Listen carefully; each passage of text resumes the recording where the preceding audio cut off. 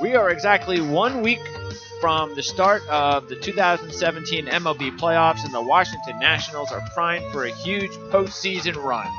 They received the expected and much anticipated news that Bryce Harper would start and has started tonight's game and returned to the Nats lineup, which on paper is the best lineup this organization has ever had, hands down. We'll talk postseason lineup, rotation, bullpen injuries, and much more as Nats Scraps on Prime Sports Network starts now. All right, it's Tuesday, the 26th of September, 2017. I'm your host, Greg DePalma, for another edition of Nats Scraps. And that's right, we're just 1 week away, Ken, from the beginning of the playoffs. We've been waiting for the playoffs since April. We knew this team was going to win this division since April. And it just, sometimes you think, when it's here, you go, boy, that was fast. But, in April and May and June and July, it's excruciatingly long waiting for this moment. But we're finally a week away. We're here. I love every second of the ride. I love watching my team win and dominate. If you're a fan,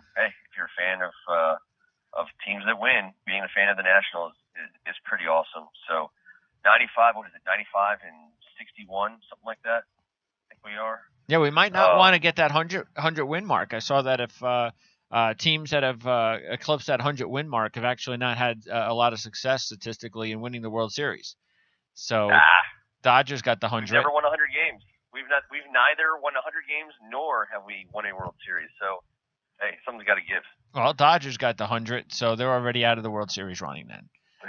So they can win the 100 games and we'll win the World Series. That's all that matters. Harper back tonight. That's awesome. And how many at-bats has he had so far? He's had one at-bat and he walked. Okay. He had a real good tester in the field, double to the corner, race down into the corner, stop on a dime, spin and throw. He looked fine. We talked about, once again, I love calling out the media. Most of the media, they say things because they're not in it for the best interest of the fan. They're in it to sell website clicks and newspapers and ratings and the whole nonsense about a few weeks ago that we told you was nonsense was, Bryce Harper hasn't even started to walk yet, or he hasn't started to work out yet. And, this may not be good for can they win without Bryce Harper? And, of course, we told you back then, which is the reason you listen to this show, it's all nonsense. We told you from the very press conference that Bryce had when he basically said to everybody, which is why you only ever listen to the person that, the words that come out of the person's mouth. The subject's mouth. That's what you listen to. You don't listen to writers and gossip. You listen to the source. And the source told you at the press conference the day after the injury that if the playoffs basically started tomorrow, I would play. That's basically what he said. So if that was a month or 6 weeks ago, what do you think was going to happen when the postseason began? So this is just a great, we knew this was going to happen. It's great to be reaffirmed of it. And now hopefully no setbacks. And this team is going to be just about as healthy as we could have really have hoped for since Adam Eaton's season-ending injury early in the year. He's still, he's going to have over 400 at-bats. He's going to have scored just a hair under 100 runs. This guy has 29 homers. He's not going to get 100 RBIs probably unless he goes ballistic. He's got 87, 326 batting average. I think we agree we're going to have this guy for a long time. It's a good looking season. It was shortened by injury, but this is the guy we're getting back. We're getting a 326 power hitter with a gun for an arm who scores runs and gets on base back in time for the playoffs. It's the best. Now, you've got your First Amendment sports website, and, of course, you do the show, the Audible show, DC Sports Podcast. So I know it's football season, and there's always football to talk about in DC, but what's the talk for you and for the fans out there regarding the Nats? So it has, the Redskins, especially with their huge win over the Oakland Raiders on Sunday Night Football, have sucked a teeny bit of the air out of the room. It is a Redskins town after all. But there's even in the tailgate on Sunday, you had an eye on the game, discussed playoff plans. What we're going to be doing, where we're going to be going, who's growing the beards. It's definitely a thing. It's not forgotten. It's not set aside. I think the Redskins have been an easy excuse for fans to kind of put the Nats down for a moment or two. I hate to use the word boring, but we locked up the division a while ago. It wasn't even a contest farther back than that. This team is all about the playoffs right now, and the playoffs are about to start. And I think, I think there's a big opportunity for that. It's one thing we talk about is, can the Nats take over DC? Can not that will it be a baseball town? I don't like to frame it up that way. But the King in town, can they challenge the Redskins? And it's an interesting topic to discuss because no one thinks it's possible that a World Series can do that, or no one thought it was. But I think the closer we get to the playoffs and the more we see out of this Nationals team, and essentially the better the chances are they have to truly contend. I think it is starting to take over. It's starting to permeate. The water cooler talk. I'll tell you what, the Redskins winning certainly did dampen things a bit for the Nats this week. But also on Monday morning, you woke up and you still weren't sure what Bryce's story was, and I kind of thought they were going to figure out a reason. I think he had a flu-like symptoms or something. They were going to figure a reason out to keep him on the bench until Game 1. But this is exciting. Bryce Harper back on the field against the Phillies is exciting to me. So. I expect that tomorrow morning, especially after this win by Gio, who's another guy that Nats fans aren't ignoring and aren't forgetting about this season. I think we're going to be talking about the Nats, tomorrow morning, and I hope it'll be more than just Howie Kendrick's second inning home run to take them to a 1-0 lead. But I think that I don't know. Just to kind of close it out on our show tonight, we have a show dedicated to the Nats and our DC mess around tonight, and the Nationals just did this huge photo shoot where everyone dressed up as Game of Thrones characters, and it was kind of a big thing. People were talking about. There was a picture of, I think Jason Worth was dressed up as Jon Snow, and Bryce Harper was dressed up as Snow, as Ghost, the Jon Snow's direwolf. Oh, okay. It's an awesome picture, but they went all out. I mean, they had A+ costumes and makeup artists and the whole 9 yards. So. Tonight's show, last year we did a Game of Thrones episode where we picked Redskins players and compared them to the character we thought they were from Game of Thrones. Tonight's our second annual Game of Thrones episode, but it's Nats only. So we'll talk about, we'll pick out which players should be which characters. All righty. Very interesting. I hope you're having fun with that. With a playoff twist, of course. A postseason twist. Okay. It's got a factor. All right. Well, let's take a look at the possibility of what this, what the lineup and rotation might look like. Yep. Because last year, the Nats had 11 pitchers on their divisional series. Let's just say they had 11 pitchers. They had 3, 4, 5, 6, 7, 8. 10, 11, wait, 1, 2, 3, yeah, 1, 2, 3, 4, 5, 6, 7, 8, 9, 10, 11, 12, 13, 14, and 14. All right, so they basically, so they went with 11, which means that, 11 pitchers, which means that with 14, that means they had a 6-man bench. Now, that's last year, but they did have a 6-man bench, and it's not strange to think about that because you don't need the 5th starter, and if the 5th starter isn't worth being on the roster, then you can always either put him in the bullpen or you could keep him off that roster. So let's start first of all with the pitching, and because we know that Scherzer, Gonzalez, Strasburg, and Roark will end up pitching, and it'll wind up being see, the interesting thing is that Strasburg. Now, I don't know, like right now, what's the setup as it is right now? Who's pitching right now? Tonight's Gio's pitching. And then how does it go after that? Oh, I got that right here. It goes Gio, Roark. Then you get Pittsburgh at home for 4. Edwin Jackson on Thursday, the 28th. Strasburg on Friday, the 29th. Scherzer on Saturday, September 30th. And they have A.J. Cole penciled in for Sunday, So I guess it really October doesn't 1st. matter because you've got all that extra time. You got almost 5 days, and that's won't play till Friday. So that means that they could do whatever they want. So, but the thing is Strasburg's been their best pitcher over the last, month or so, not Max. But you still got to believe that they're going to pitch Max twice. But I just think it's interesting. But no debate there, right? That Max gets the call twice, correct? I have zero problem with that. But that's what you would also anticipate, correct? Yeah, I think. 14-4 versus 16-6, the seasons they've had. If I had to choose, I think. Now, here's the interesting one, though. Here's the interesting one. We would much rather have Gio pitch at home.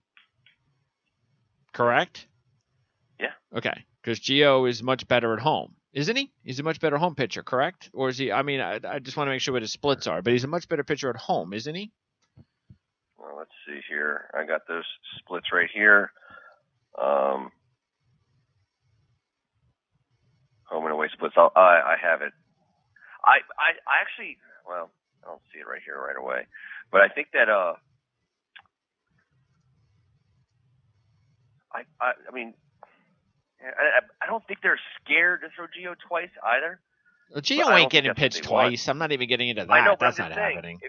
If you're going to force him to pitch in game 2.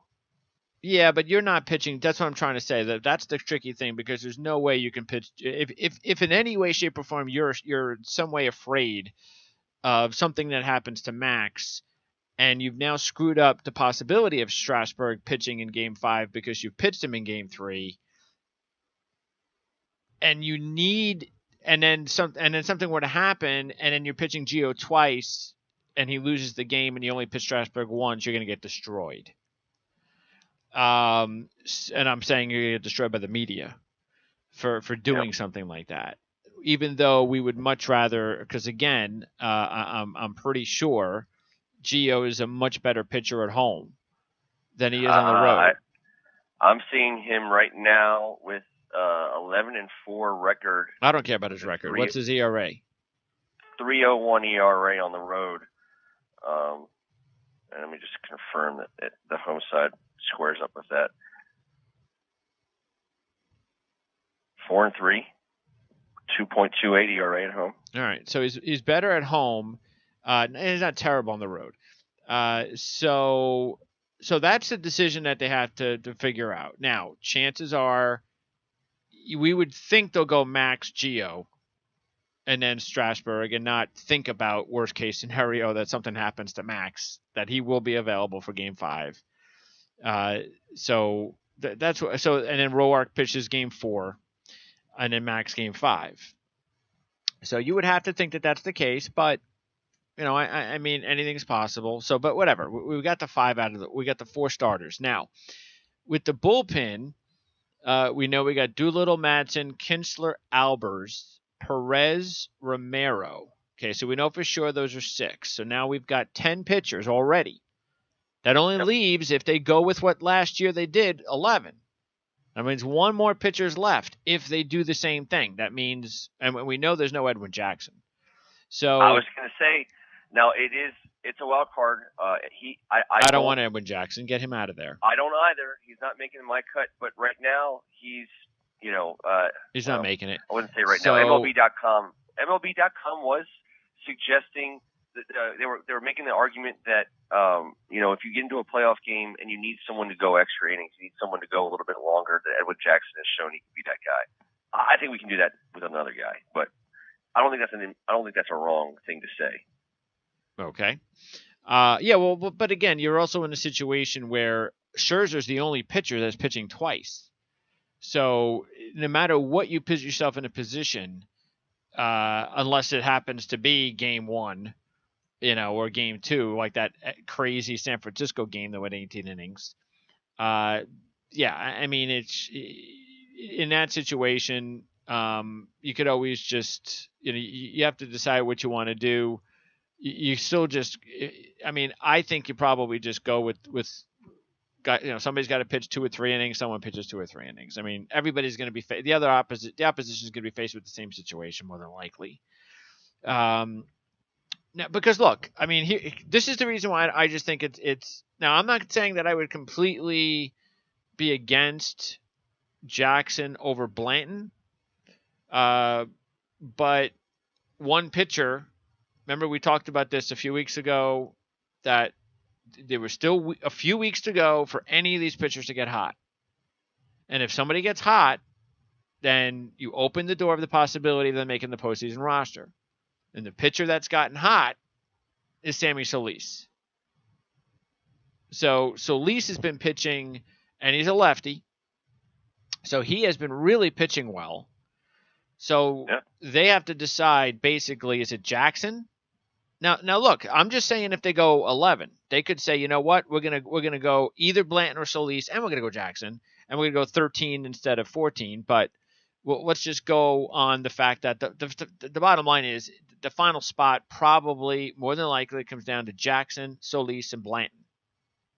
And I've always been a Solis guy, and if you just want to split out the September numbers, Sammy Solis has a 0 ERA. Edwin Jackson is the worst, 12.38 ERA. Yeah. So with regard to what have you done for me lately, Solis is a better guy.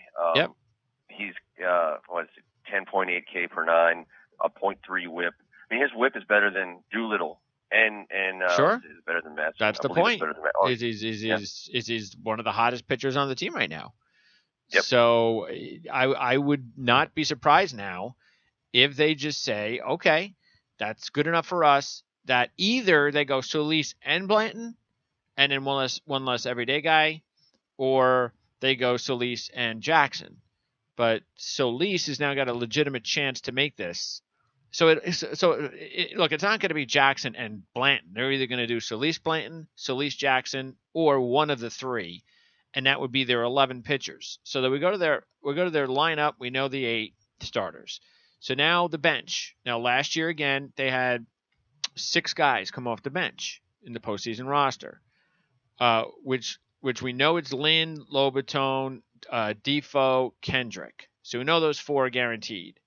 So if they go 2, the question becomes, well, what's up with everybody else? The injuries first, because we haven't heard anything yet on anyone, right? Goodwin, Drew, Rayburn even. I mean, do we know anything about any of these guys? Let's see. Well, look, I mean, just to look at, I mean, I've already looked. You haven't heard anything in the D.C. area at all about any of these guys? No. Okay. No, I mean, Stephen Drew played catch the other day. I certainly don't know. I don't. Nothing on Goodwin, huh? I mean, does Goodwin have a chance to come back? Well, I don't think so. He was last week.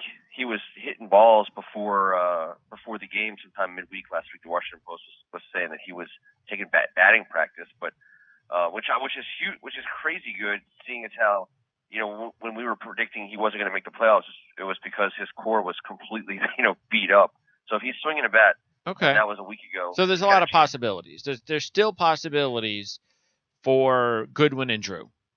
That's definitely possible that one of those guys or both of those guys could make the team, because if both of those guys were healthy, then you've got your bench. Then it's Lynn, Lobaton, Defoe, Kendrick, Drew, and Goodwin locked in. There's no doubt about it. But if one of those guys or both of those guys are not healthy and ready to go, then I think we agree that I think everybody agrees that Robles has got to play. Because he's got speed. He basically can be, as you mentioned, you can decide one of two things. You could put him in as an early pinch hitter, pinch runner, or he's the last guy on the bench. And if you need somebody off the bench late, like Defoe was last year, we'd much rather have Robles at the plate with his skills, even though he's younger. It's not the worst thing in the world. So to have one of the top MLB prospects in all of baseball coming up in a clutch situation. So that's pretty much it. It's the decision. He's hitting 280. He's getting on base. I mean, who doesn't want their top prospect to get playoff experience in a time where you expect to be in the playoffs every year? Come on. Yeah, absolutely. He's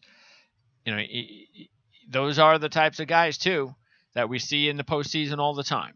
Young guys, rookies, that can make a name for themselves. So yeah. So if there's no Goodwin and if there's no Drew and if they go to a 6-man bench, then Robles will definitely be on the roster. Now, if they go to a 5-man bench and they decide we want the extra pitcher, we do want Edwin Jackson in, and we want Solis or Blanton, then we would hope that they would choose, of course, Robles over Diaza. I think we would both be pretty much very surprised if they don't go Robles over Diaza. I mean, Diaza should not play unless there's injuries. There's just no reason to play Diaz. I don't care that he's 13 years older than Robles. We don't want to see Diaz in there over Robles. We have enough veterans. It's sad. There's nothing exciting about Alejandro Diaz playing for you in the playoffs. No, I mean, that would be depressing. Even if he was boring and hit, but he doesn't. He's not even that type of person. He's not somebody that we go, oh, okay, great, we can go to Diaz now. And he's not even hitting that much recently anyway. So it's definitely Robles over Diaza, which leads you to believe that unless Goodwin and Drew are both healthy, that Robles is going to make this roster. He's going to make the roster in the postseason, in the first round. I love it. Now, second round, maybe Goodwin and Drew have more time to get ready and come back, but that's something for another time. But it does look like Robles has a good shot at making it. So then the question is, I think if you look at it, their decision is more than likely, again, if Goodwin and Drew are not ready, their decision probably comes down to, do we want Edwin Jackson for a emergency long relief situation, or do we want an extra bat like Diaza on the bench? That's probably what it comes down to if Goodwin and Drew are not healthy. So, and we don't... And I know this will be for another show down the road, but Victor Robles making our playoff roster, an organization like that is still going to keep all their options open come spring. But it has ramifications that extend so far beyond, this fall. I mean, they can almost keep him off the roster just to delay the conversation, but I can't wait to have the conversation, because you can start to picture what that outfield potentially might look like next year. If he's making the playoff roster. No. He can't make the team next year. He's still not making the team next year. Well, they'll control his service, right, by keeping him in the minors for a period of time. Isn't that how that works? Oh, well, yeah, we don't need to get into the whole MLB rules service time, nonsense. If he's on our playoff roster, and especially if he does something halfway decent, he's going to be on our roster next year. No, but I mean, you're not going to. Robles is only going to be on the roster if he's starting, and he's not going to start next year when you have Harper, Taylor, and Eaton. And Goodwin. There's just, you're not going to start him at 20 years old, at 21 years old. They won't do that. I mean, and unless he hits 5 home runs in the postseason, they're just not going to do it.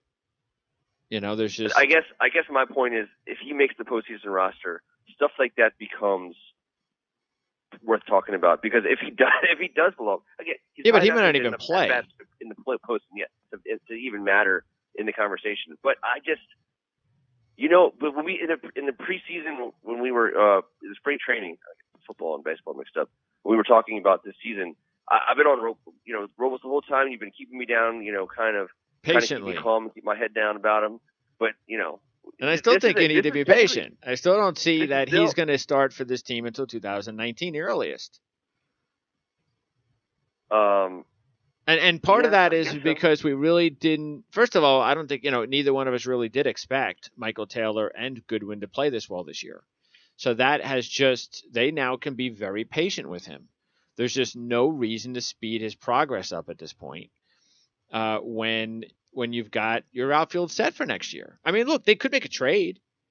They can say, hey, we lost in the postseason this year. We didn't win the World Series, and that's because of something that this happened, and it was maybe a hole that we got to fix, and so we're going to go ahead and we're going to trade Michael Taylor, and that'll open up a spot and give Robles an opportunity in spring training to compete with Goodwin, and maybe, I don't know, who knows, and someone else for playing time, because we don't even know what they're going to do with Worth.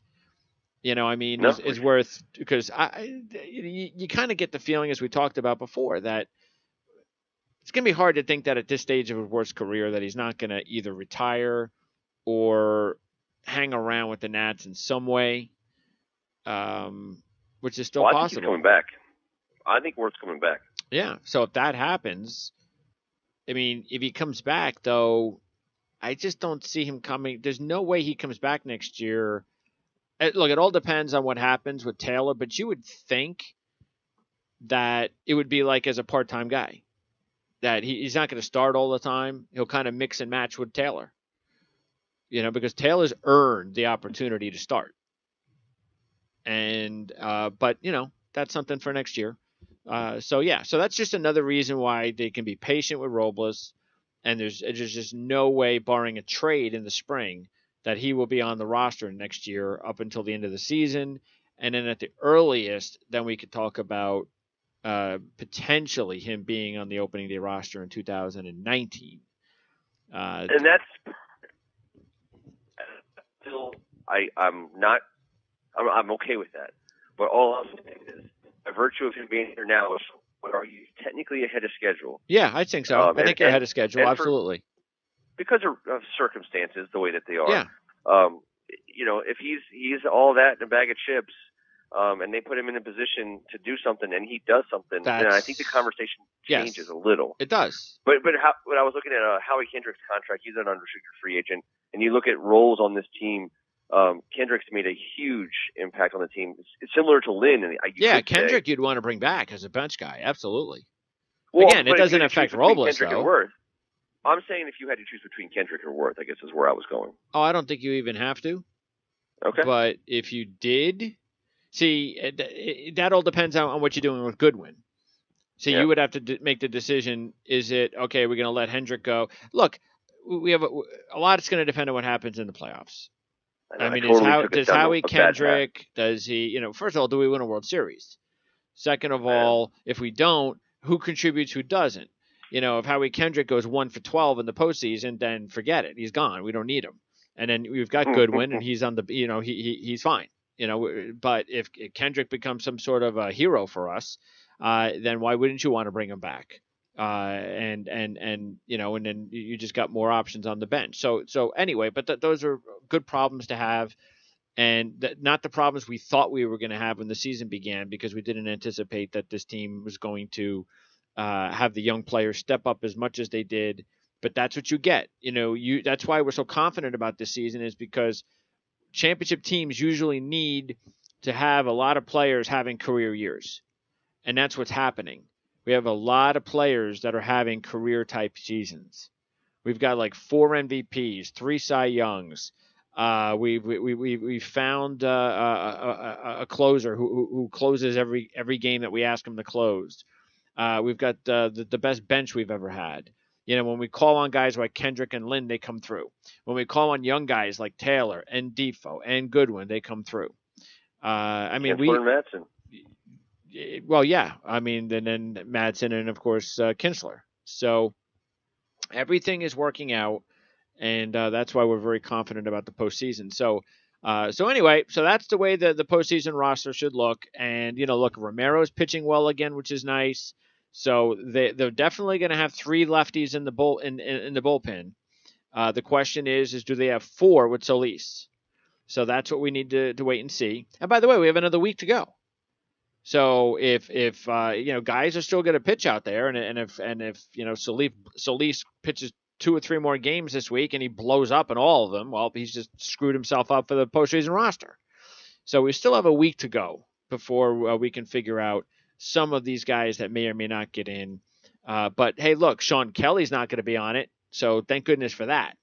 He's got the arm injury, which we kind of knew there was a problem with him all season anyway. Saved us on that decision. Yes. So we don't have to worry about that. So anyway, the roster's looking awesome. The injuries, we couldn't have, the injury situation is just working out so perfectly. We couldn't have asked for a better situation with the injury situation, after what happened with Eaton early on. And then, I guess other than that, it's just a matter now of next week, next Friday, we have our first game. Now, I don't know when the game is going to be on yet, but of course, with the Dodgers being on in the National League on the West Coast, we're always going to be the earlier game. Now there'll be 4 games, I believe, on Friday, so that doesn't mean that we're going to be on at 1 o'clock in the afternoon. It just means that we'll be on before the Dodgers are, or at least you would think so. I mean, I would be surprised if the Dodgers were on at 4 and we were on at 8. You never know, but I doubt it. So you just don't know how that's all going to work out. But we will be on, as far as this show, on after both games next weekend. So we'll be on Saturday morning and Sunday morning. So the games are Friday night or Friday. See, that's the thing we also want to kind of preface, is that if the games are on early on Friday and Saturday, then there is a chance for us to do the post-game show that later that night. So these are all things that we'll tweet out at Prime SN. I mean, Ken, you'll tweet it out, of course, on your Twitter handle at It's Raining Ken. We'll let everybody know. I know you're putting together a page for Nat Scraps on First Amendment Sports. So you're going to be able to inform everybody exactly what's going on with the schedule. So it's very important that we let everybody know by the hour, within 24 hours or less, exactly when we're doing these shows, because also we're not sure when we're going to do the post game shows until once we kind of figure out the first couple of games. Anything's possible for game 3, 4, and 5, depending if they're clincher series games or not. And a possibility that at some point that we might be doing a post-game show, if it's, especially if there's a game 5. If there's a game 5, and even if the game ends at 1 o'clock in the morning, we'll be doing our post-game show at 1:30 or 1:05, depending on how much time we need to celebrate. Because hopefully there'll be a big celebration if there is a game 5. But we know it's the Cubs. And even though the Cubs are playing a little bit better baseball right now, that's okay. We've been better than the Cubs all year. This Cubs team is not the same team as last year. So I have absolutely I do not feel in any way, shape, or form about the Cubs this year that I did last year. I mean, you know how we felt about going up against the Cubs. It was like, uh-oh. And it was worthy because they won the World Series. We knew what we were talking about. We were scared for a reason, intimidated. But that's not the case this year. If we lose to them this year, it is going to be a major letdown. Look, bottom line is I don't even care if we lose to the Dodgers. Whoever we lose to, it's going to be a major letdown and disappointment. And that wasn't the case last year, especially because we had all those injuries. Yeah, I don't know.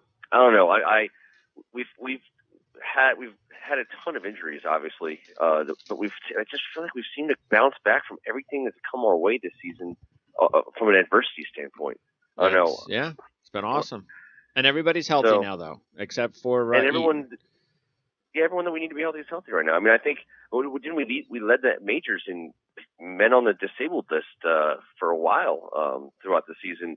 And these were MVP men that were on the out at any given time. So I mean, we've been saying it all season. We're going to roll our dice any day of the week, with this lineup. It's too good to not go into every single game expecting to win. And I'm already going to say this now, and there's going to be no second guessing or anything like that. But I think we are going into this postseason with major thumbs up for how it's all worked out. Everything for once between what Rizzo has done with his trades and the development of the players at the right time in the right season, the way that everything's worked out for Rizzo at this point. Now, again, that's what I'm trying to say. If something were to happen in the postseason and some of the guys that he's acquired or some of the moves and they just don't play well, we're not going to go, oh, that's Rizzo's fault. So we are in 100% on everything that Rizzo's done. He's been very successful with it. And we said it when he didn't trade Robles, that it wasn't like we wanted him to get traded. Because again, what did we say? If you're going to trade Robles, you're going to trade him for somebody like a Verlander. You're going to trade him for one of those guys. Well, Houston got Verlander, and Verlander's pitching awesome, but those are the things that you give up, and that's why we're okay with it, because we don't need Verlander. Because we're healthy right now. See, we were only at that, do we need Verlander in case somebody else gets hurt? And nobody did get hurt. So we don't need Verlander. So it worked out. That's the thing, is everything has worked out this season. It didn't work out last season. It's working out this season. And so no matter what happens, Rizzo gets the thumbs up. He's done everything he possibly could to set this team up for a World Championship. It's now up to the players, and it's now up to Dusty Baker. And Baker's now he's now on the hook. Because remember, we were talking about the whole thing earlier in the year about him not getting a contract. Where's that story? Where's that story gone? By the way, that story's disappeared after the first few weeks of nonsense about giving him an extra year or whatever it was, some other big contract. And what did we say? Gone. No what? No. Win. Prove it. No, I'm saying that the topic is gone. Yeah, the topic's gone. But that's what our point was we didn't agree with it. We didn't agree with the media nonsense about giving him a big contract because they were winning and all this. No. Has he won a series with this team? No. Is he good? We believe so. But with this team, without the injuries, the way they're set up, you have to win a series. If you don't win a series, then Dusty Baker needs to be reevaluated because this team is ready. Ready. Now, look, he's already better than Matt Williams. We know that. I mean, Matt Williams was a disgrace. But fact is, you got to get past the Cubs. You have to. And I'm not saying that we would disagree if they brought back Baker if they lost to the Cubs. It's just that that's the reason you don't extend the guy right away, because you need to, prove it. Prove that you're worth it. Because it's not like Dusty's got a great track record in the postseason anyway. So prove it. Go out there with this team. Let's win a series or two, or at least hopefully the whole freaking thing, and then you'll get the best contract you could ever dream of. And I'm sure he would. I mean, then if he doesn't, then we can all bitch at ownership for not giving him what he deserves. But let's prove it. Let's get this thing done. Let's at least go one series at a time, and we cannot get out of this postseason without beating the Cubs. No, we gotta win a playoff series, and I love that it's against Chicago. Wouldn't have it any other way. Okay, well, I'm okay with that. Cubs, Dodgers. That's what it looks like it may be, because it looks like the Diamondbacks are going to pitch Greinke in that first wild card game to get him at home. They'll pitch him against whoever. I mean, Arizona should win. They're a better team, and it should be Arizona, LA, and then we'll see. So and Arizona's kind of had their number a little bit, like the little brother playing the big brother type situation in the second half of the season. So, I'm not the fan who roots for an outcome somewhere else. Because of how we I have want to take care of our own business. Take care of our own business. That's the only way to go. But that said, I wouldn't mind seeing the Dodgers at least have to labor a little bit. I don't want them sweeping anybody 4-0, regardless of who it is.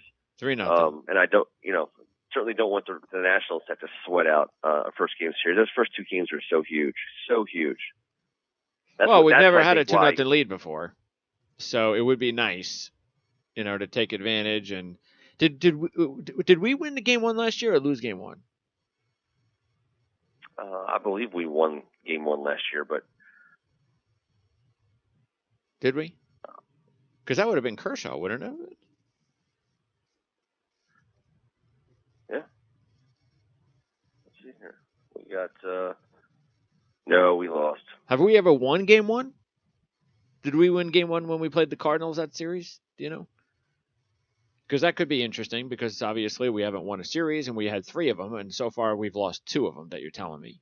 So we lost to the Dodgers. Yeah, we lost game 1 4-3 against Kershaw. We won game 2 with Blake Trinan getting that win. We won game 3 8-3. Sammy Solis got that win. We took a 1-run loss on game 4. Joe Blanton got the win. So we lost. So I know we lost to the Giants game 1. So the only other one was the Cardinals one. I don't remember if we won the game 1 against the Cardinals that year. So, because that means right now we're 0-2 in game 1s, and we've lost both series. So it could really look. You're going to go up against Kershaw. I mean, not Kershaw. You're going to go up against. I guess the Cubs are going to pitch Lester, who hasn't been pitching great. I mean, they may start Arrieta. Arrieta might go first. I mean, he's pitching better than Lester is. So that Nationals won a 1-run 3-2 game in game 1 of the series against the Cardinals. Okay, so I guess that doesn't count for anything. So let's shellacked. So it's like 20-4 in games 2 and 3. So let's see. So you got Lester, who hasn't been pitching great. You have Arrieta, who is pitching better. You got Quintana, who's actually pitching pretty well. He's pitching better than Lester. And then you got Hendricks, who's been pitching a lot better. So actually, they're going to go Quintana, Hendricks, Lester, and Arrieta. The question is, do they go Arrieta first? And then what do they do with Quintana, Hendricks, and Lester? Lester probably goes, you would think, game 2. But it probably doesn't matter at that point because, but I think they're going to pitch Arrieta game 1. Now, Scott Zolatoro, who does who would do the MLB playoff preview show with me on Monday, is a Cub fan, so he will definitely. We'll know by then, but we might have to get maybe Scott on this show, especially if we beat them. But anyway. Well, I told you I scouted Lester this season. I went out to Wrigley and watched him play against the Reds, and I know that the secret to his downfall. The Blue Angels were practicing directly above him for the first 3 innings, and to the point where I was like, "There's no way you can concentrate on anything." They were doing flybys and flyovers at top speed and doing barrel rolls. I mean, you felt like you could reach up and grab them. And Lester gave up like 8 runs in 2 innings. Now, they did the honorable thing, and they had the trainer come out to the mound and walk him off the diamond, save a little face. And I know he was banged up a little bit, but and there you go. You got Andrews Air Force Base right down the street. Just fire up, some jets. Get him doing some barrel rolls. Well, he hasn't pitched well all year. So, unfortunately, Hendricks has pitched better in the second half. I mean, he's got a pretty low ERA in the second half. He's actually been their second best pitcher next to Arrieta has been Hendricks. So it really wouldn't be surprising if they pitch Hendricks in game 2, or it all depends on their splits. I'm sure, whoever has a better home away thing will pitch game 2. But that's what we're going to deal with. And, and Davis hasn't exactly been like the old Wade Davis. He's definitely, it's not like you go up and go, oh, it's over when you go up against Wade Davis. I mean, he's very good, but he hasn't been the same guy that you just are completely intimidated by the fact that, if we're down a run in the 9th or something like that, that it's over. So, and they've got some, their bullpen is definitely there for the taking compared to what it was last year. Okay, so anyway, we'll talk more about that series for sure next Tuesday. We'll know the pitching matchups, you would think, but maybe not. Who knows? It'll be Tuesday. Sometimes these managers say, all right, so-and-so is our game 1 pitcher. We're not going to tell you anything else. And I don't even know when the rosters are going to be set for the postseason, but hopefully we'll know by Tuesday, because if we don't, then that'll be a bummer. But anyway, fact is, this season, as opposed to last season, we're going to be on between every postseason game. Yes, we will. That's the important thing, is we're going to have analysis, even the losses, the wins. We will be here to comment on everything going on with the Washington Nationals, and hopefully it'll be a long postseason run for the first time. So, Ken, I appreciate your time as always. What do you got on your show tonight? Well, we got the Redskins versus the Raiders to cover. Some good things happened in that game. We'll cover some Washington. We'll cover some local high school sports. We got some nationally ranked football teams in the area. In fact, 2 of them are the alma maters of my 2 co-hosts, and both of them played football there. So they're both top 15, top 16 teams in the nation. And then we'll talk DC Mess Around. As I said before, our DC Mess Around is our second annual Game of Thrones show. We will decide with finality and deliberacy, if that's even a word. Probably is. Probably not. Which Nats player is which Game of Thrones character and why? Definitively. All right. You have fun with that. We'll try. And we will. You'll have to fill me in, of course, on next week's show. And I'll take notes. Yep. And we will preview the playoffs the next time we talk, and then after that, it's on to post-game shows. So I'll if you. I know you have an opinion. I'll give you first shot if you just want to pick one and throw it out there. What's that? A Nats player in a Game of Thrones character. What? Who should be who? Let's see. If I said Matt Wieters, which Game of Thrones character is Matt Wieters? Matt Wieters. Dependable. Clutch. Clutch. Not a Matt main Wieters? character. Not a main character. Matt Wieters is clutch. Well, he's hit some big. He's had some important RBIs this season. It gets lost when you're 95 wins and you really probably could have won with 85. But he's played some good ball for us. He's had some good at bats. He's not, what is he, 240 at best, batting average. Has had some good defense. How about the Onion Knight? Well, with the pitchers. There you go. See, now you're talking. I think that's a perfect matching of player to character. I'll be sure to share that with the boys on the show tonight. Okay. I like it a lot.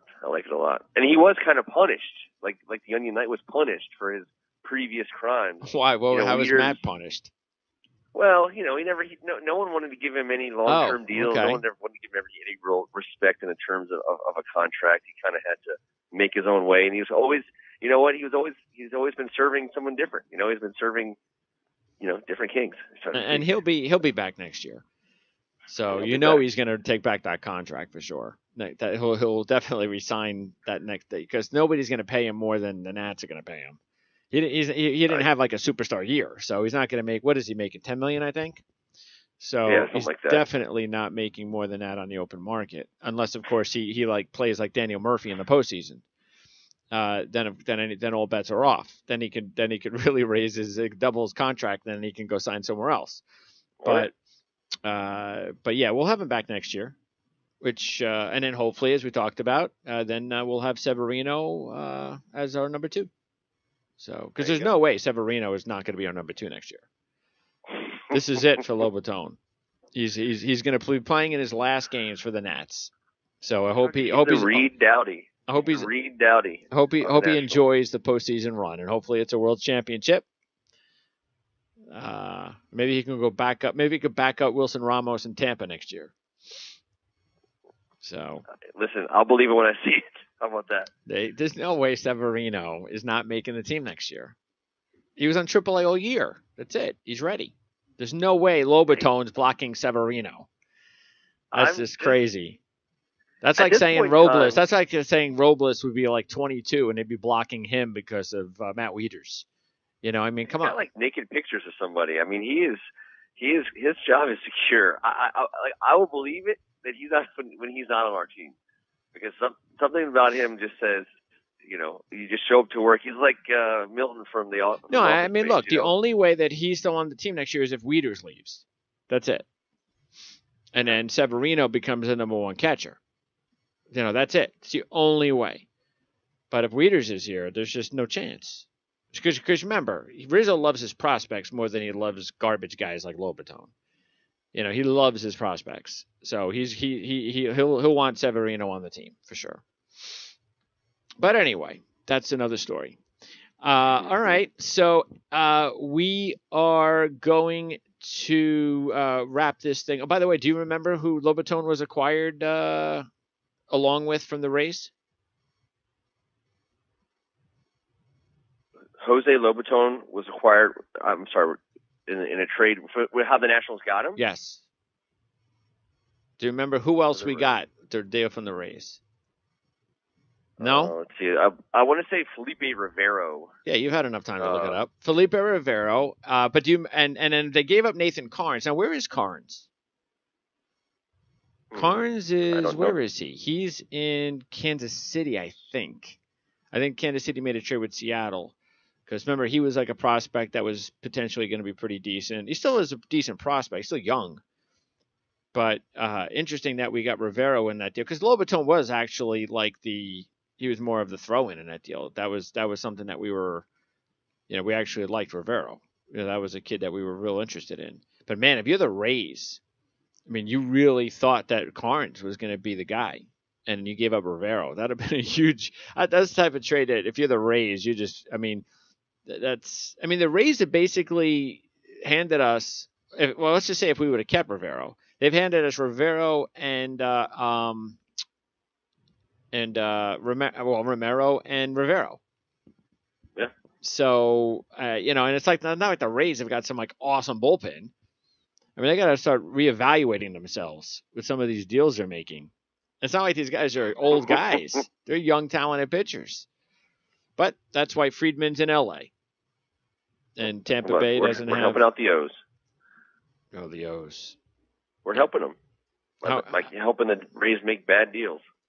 Yeah, that's true. Well, O's can use all the help they can get. All right, so we will talk next Tuesday. Enjoy the show tonight, Ken. And when we talk next Tuesday, it's time to talk postseason for sure. Then we know we know everything next week. So let's just hope everybody stays healthy for a few more days, and then it's on. And then it includes Bryce with his with him starting tonight. And we'll be talking to you real soon. Can't wait. Awesome, man. Can't wait. Week, Greg. All right, Ken. We'll talk to you again in 1 week, and then look forward to post-game shows. Take care. Yes, sir. You do the same, man. All right, man. All right, that's Ken Marangolo at It's Raining Ken. That is his Twitter handle. And again, you can check out his Twitter handle as well as ours at PrimeSN for all the coverage for the postseason. And again, Scott Zolatoro and I we're gonna do a playoff preview show on Monday. I think it's at 12. And I'm gonna try to get Scott on this show since he is a Cub fan. We'll get him on sometime before the Cub series is over. So that'll wrap it up. Don't forget you can follow us on Twitter as at PrimeSN. You can also check out all our on-demand shows within minutes, hours, following every broadcast on the Prime Sports Radio Network. And you can check out our YouTube and iTunes pages on the Prime Sports Network. For Ken Marangolo at First Amendment Sports, I'm Greg DePalma. We'll see you next Tuesday for another edition of Nat Scraps right here on the Prime Sports Radio Network. We will never see the truth around.